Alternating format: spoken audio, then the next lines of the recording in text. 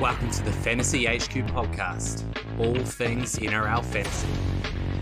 Find us on YouTube, Spotify, and Facebook. Your hosts, Frosty and Stevo. Welcome everyone to the Fantasy HQ podcast, all things NRL fantasy. And on today's podcast, we are talking predictions, fantasy chat, and tips for round 2. And Frosty, you started the week great with +2 for yourself. You beat me on picking the Raiders and the Rabbitohs. So good start. Unlike last year, you're actually off to a lead and there is potential for you. Yeah, hey, like I said last week, Stevo, started halfway through last year and that was just child's play. That was just playing around with you, giving you a false sense of security, and here for the title this year. So love the start and look to carry it on in round 2. And round 2, we have the Broncos playing the Eels. And before I get into my predictions for this game, in round 1, you predicted Walsh to go 35 or under, and you're spot on the money. Do you think it's going to be a similar result from this week? Yeah, gee, and that just brought a smile to my face, especially when I went Edwards. I was more nervous than anything, to be honest with you, but I knew Panthers would be up for it. It was going to be a tough ask, and pleased Andy Potter got a few points up the sleeve, but I do think bounce back factor will be strong here for Walsh, and so my one straight off the bat will be Walsh for 65 plus against the Eels. Ooh. I completely agree with that. I think he will go fantastic, and I will, in a similar vein, go Payne Haas. Bounce back for Payne Haas as well. We're selecting him as captain. We think he is going to run right over the Eels early, and I think he'll get a 70 plus as well and be a safe captaincy option. So I'm assuming we both picking the Broncos then. Yes, and I will pick the Broncos for tipping, and as a bit of a downfall, I will go Mitchell Moses continues to struggle, and he will go under 40. I tell you what, they looked atrocious last week, so something's got to change real quick. Otherwise, yeah, Mitch Moses is going to be struggling for a little while. Yeah. Yeah, for the Eels, for myself, it is not a lot there, if I'm honest, in terms of what I think is going to be great this week. But one that I think might have a decent week will be Jack Williams. Moving to the middle, I think he's got big PPM. I think he's going to get really good minutes in the middle. So I'm saying he scored 55 last week and he goes again and goes 5 better for a 60. Nice. Moving on to game 2, that is Friday, 8 p.m. New Zealand time. The Warriors versus the Raiders. And Warriors are actually picked here as favourites, which, given how they started round 1, I guess there's no surprise. But who are you predicting, Warriors or the Raiders to win? Yeah, gee, wasn't it great sitting back watching them towel up the Roosters and putting 40 on them? And I expect not the same scoreline, but the same result. I will bet the Wars after not doing so last week, but I will go them this week at home again to start the season 2-0. Fantastic. I'm here for that. I would love to see it, and just with my pride of being a Warriors supporter, I will do the same and pick the Wars. And looking at the team, I'm going to say Ethan Sanders has a bit of a shocker against the Wars and scores a 32. And to be honest, I think that's just below where his base is of around 35 to 40. So a 32 for Sanders for me. Yeah, I will, on the Raiders front, I will go Noah Martin, not to come crashing back down to earth, but he will chuck out a 45 and a solid 80-minute effort, but yeah, he will calm it down after a great round 1. And on the Warriors front, I backed Aaron Clark for big minutes, but it was Jackson Ford. So I'm going Jackson Ford for big minutes again, not a mid-40s. I'll go a 57 plus for Jackson Ford there. Nice. Moving on to the next game, we have the Roosters playing the Rabbitohs. So this is a big grudge match here. Friday, 10 p.m. New Zealand time, and it's pretty well split as to who's going to win this game.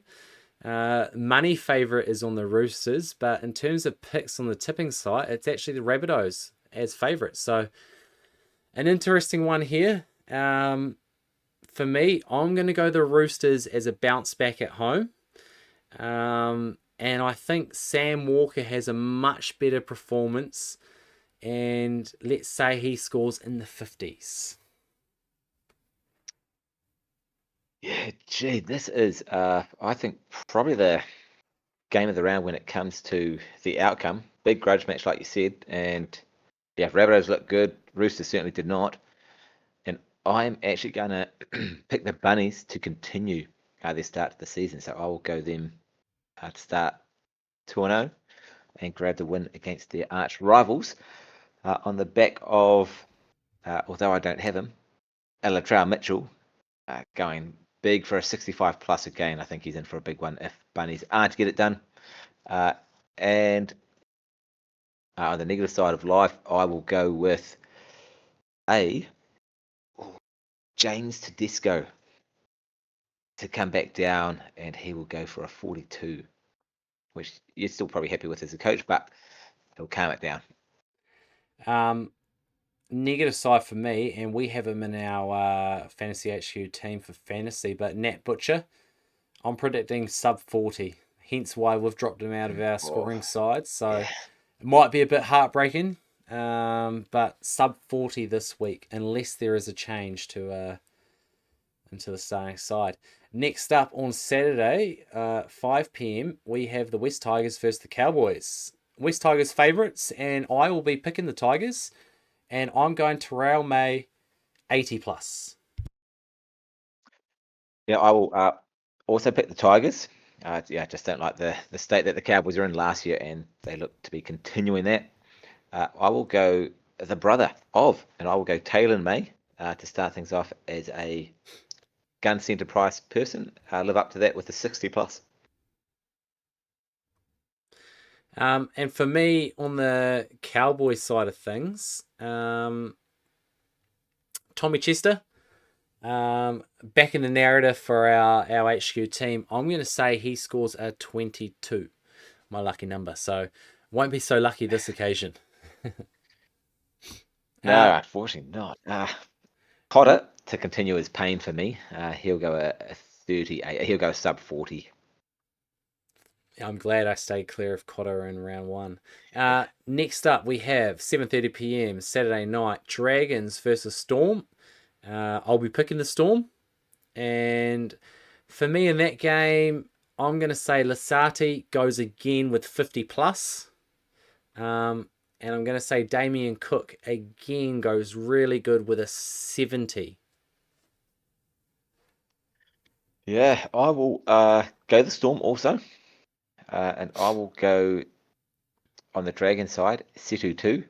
We've got him, but like a lot of coaches, I'm picking him to struggle, and he will chuck out a 25 max against the Storm, while I'm picking Jerome Hughes to bounce back and offer up a cheeky wee 60.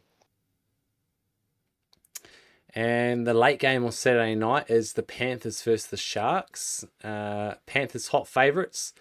I will be certainly sticking by the Cleary-led lads and picking the Panthers with Nathan Cleary to score a high of 72 for the game.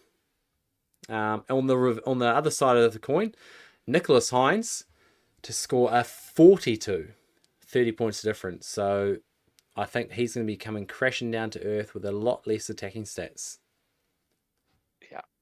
Yeah, I will be tipping the Panthers, and I will be backing Dylan Edwards for back-to-back 60-point efforts to start the season in the fantasy front.